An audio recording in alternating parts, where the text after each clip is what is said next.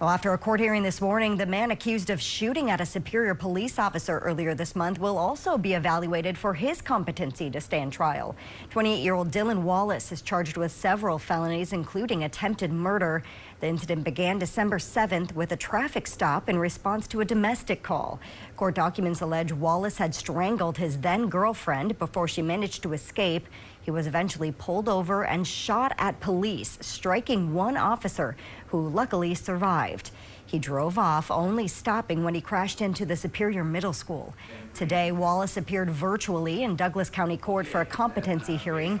Wallace's attorney found reasonable doubt that Wallace is competent to stand trial, so by law, he had to bring it to the judge's attention.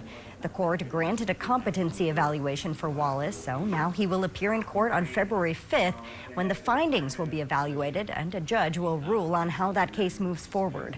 Wallace is currently in the Burnett County Jail.